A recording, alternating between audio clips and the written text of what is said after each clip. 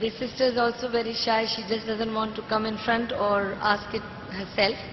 She says her question is about will of Allah. She says, I keep hearing everything is the will of Allah.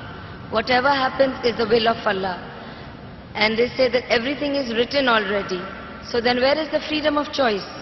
When Allah gave me freedom of choice, whatever I do, if anything happens, they say, oh, this was written and it's the will of Allah.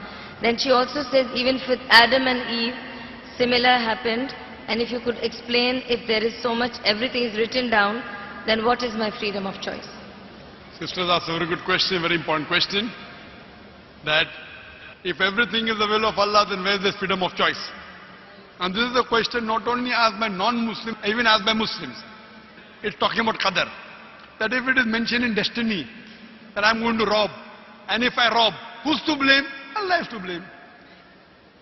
If it is mentioned in destiny, I'm going to commit murder, and I commit murder, who's to blame? Allah is to blame. So where is the free will? So if it is the will of Allah, or if it is mentioned in the destiny, I'm joining both together, then where is the free will? The reply to this question is, it's compulsory that every Muslim should believe in Qadar, but you should understand what is the meaning of destiny. For example, if suppose in a classroom, there are 100 students, and when the teacher teaches the students in the classroom at the end of the year, before the examination, the teacher predicts that this student, he will come out first class first. This student, he will get second class. This student, he will fail.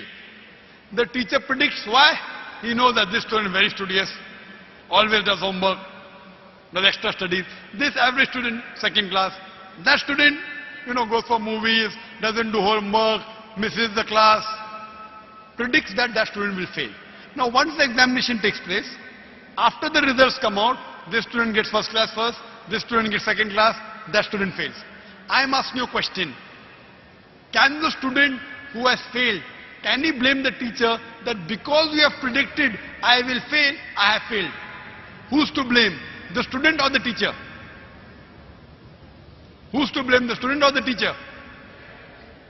The student. The teacher predicted. Who's to blame the student?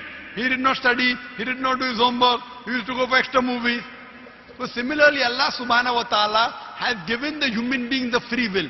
Allah has told you what is right, what is wrong, but the choice is yours. For example, if you come at a crossroad, there are 4 roads, A, B, C, D. You can choose any. You choose road C. So Allah knows in advance that when you come at crossroad, you will choose road C. So Allah writes, when the person comes at the crossroad, he will choose road C. So it is not because Allah is writing that you are choosing, because you will be choosing, Allah is writing. It is not because Allah is writing that you are choosing road C.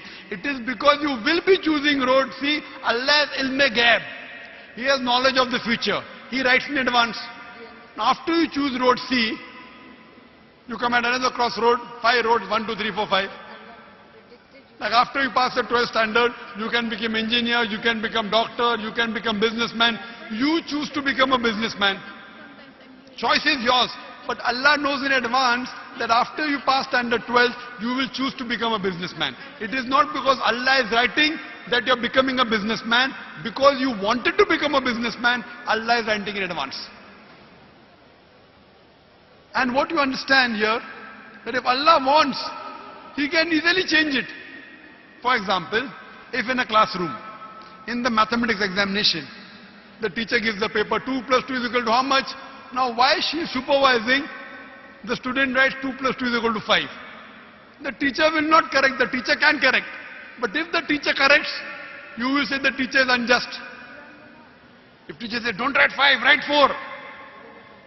All the other students will, this is examination. Why are you interfering? So if Allah wants, He can change. But because He has given you free will, He is letting you take your decision. So this life is a test for the hereafter. As Allah says in Surah Mulk chapter 16 verse number 2, Alladhi khalaqal mauta wal hayata. It's Allah who has created death and life to test which of you is good indeed. So this life is a test for the hereafter. Allah has given you and shown you the rules, what is good, what is bad. Then He's given you a free will. It is your choice Allah does not interfere in your free will. He can if He wants. The Quran says, not even a leaf can fall without the permission of Allah. So whatever happens, happens with Allah's free will, but the decision is yours. And based on that, you will be rewarded or punished. Hope that answers the question. We'll have the next question.